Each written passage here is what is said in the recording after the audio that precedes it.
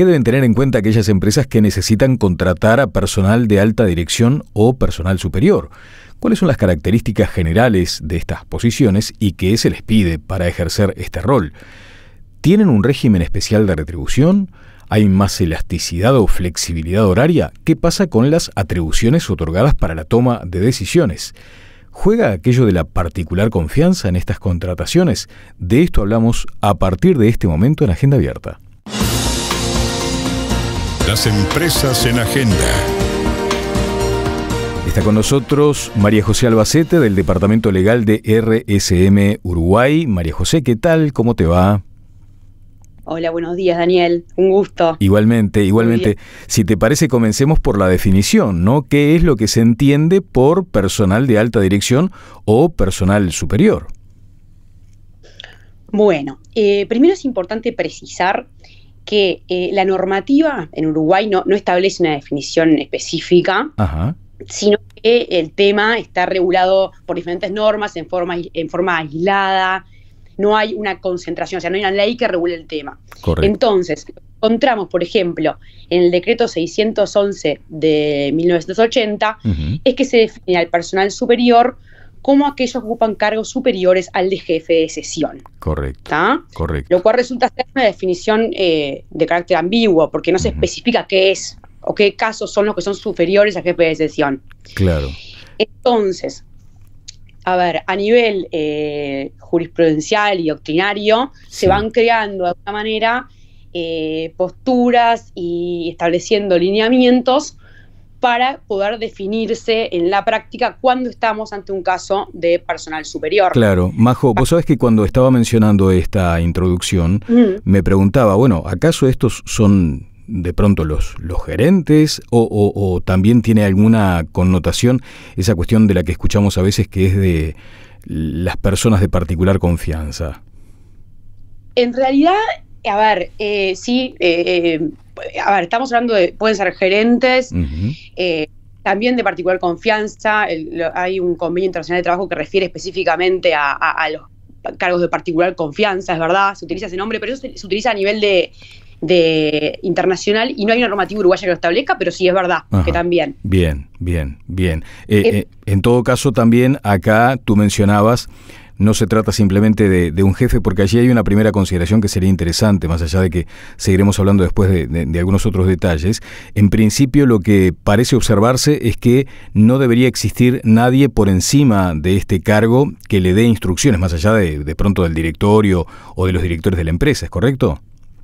Sí, es correcto, exactamente. O sea, tiene que tener libertad en el desempeño de sus funciones. O sea, él maneja horarios de trabajo, no tiene que pedir autorización, por ejemplo, para un día llegar tarde o retirarse temprano o salir a almorzar. O sea, tiene libertad de manejo de su horario. No tiene un régimen, tengo que marco tarjeta a las 8 y tengo que salir a las 3. Claro. O sea, no está ese control por parte de alguien superior. Eso es una de las características, ese es uno de los elementos que a nivel jurisprudencial, por ejemplo, se tiene en cuenta para determinar en un caso concreto si estamos ante un caso de personal superior o no. Es uno de varios, porque hay otros también. Claro. No existe el control de tareas.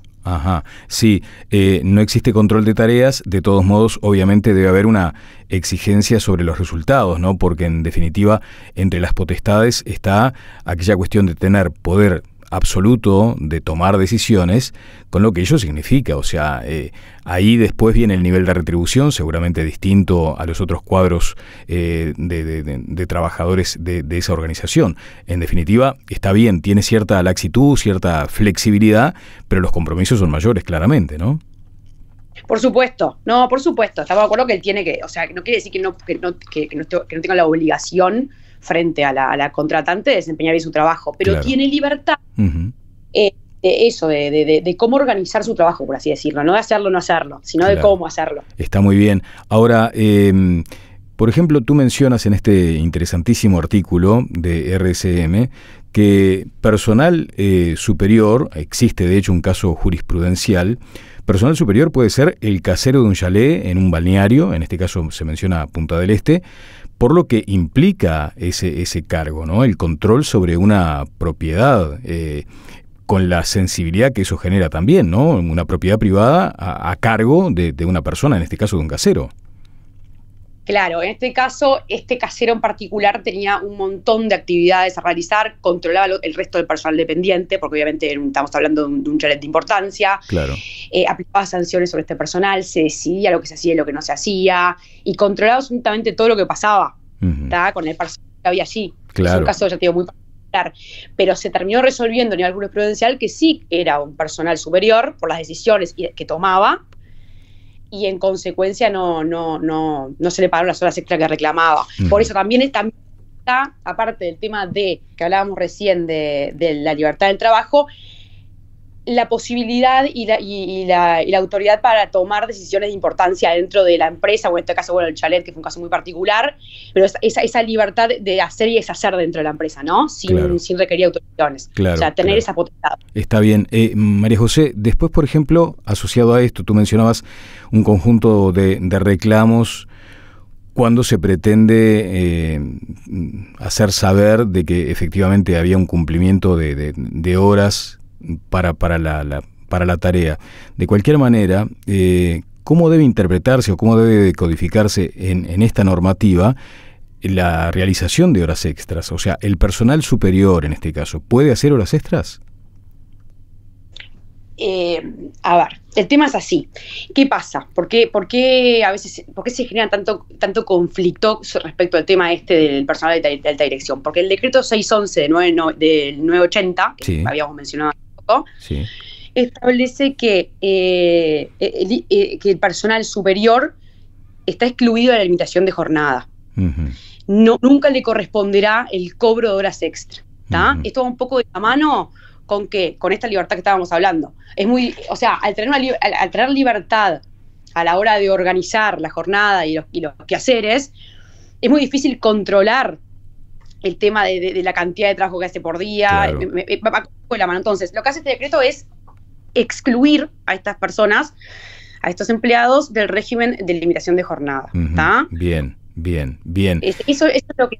Entonces, no quiere decir esto que puedan hacer ilimitadamente horas extra. Lo que dice la normativa es que no se le van a pagar, o sea, no tiene derecho al cobro de, pero eso no significa que tengan que trabajar 12 horas por día o deban trabajar 12 horas por día, porque a su vez la normativa también limita la cantidad de horas extras semanales de todos los empleados, incluidos ellos, en 8, y la propia Constitución establece en el artículo 54 la limitación de jornada como principio. Claro. Pero eso no significa que puedan trabajar lo que se conoce como full time, no es la idea, sino que no cobrarán horas extras. Bueno, me parece muy interesante ese punto, porque efectivamente había algunas confusiones a propósito de eso.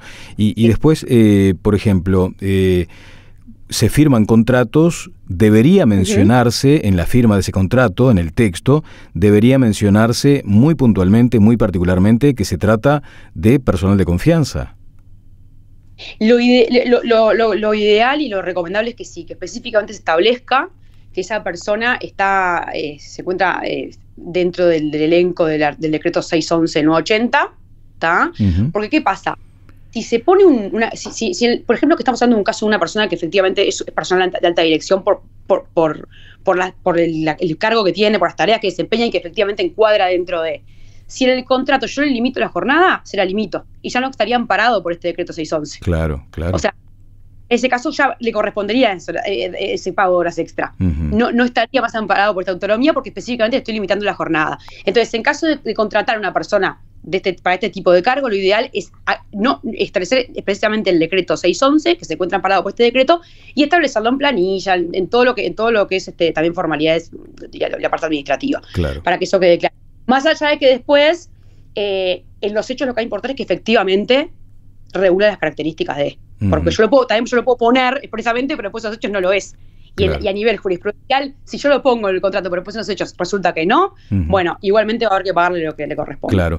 Bien, y en el cierre, de pronto sería interesante conocer si existe, por ejemplo, un porcentaje plus del salario, del sueldo, de la retribución a una de estas personas en relación más o menos a las jefaturas que le siguen en jerarquía, ¿no? Porque hay que mencionar que estas personas de alta dirección, de personal superior, actúan con autonomía, adoptan decisiones que en algún caso pueden ser muy importantes para la empresa, fundamentales de hecho, ¿no? Entonces, ¿hay un grado porcentual de retribución adicional en estos casos? En realidad no tiene nada específico, no hay nada que regule nada relacionado con el tema de retribución. Normalmente lo normal y lo que se toma en cuenta es que la remuneración, digamos, escape a los lineamientos generales marcados por los consejos de salarios y sea obviamente bien pagos. Y bueno, después está el tema también de los bonos. Bueno, hay otros elementos que también llevan a pensar que se trata de un caso de alta dirección. Perfecto. Por ejemplo. Perfecto. Bien, bueno, María José Albacete del Departamento Legal de RSM Uruguay, muchísimas gracias por estos minutos, Majo. Un gusto, muchas gracias a ti. Que pasen bien.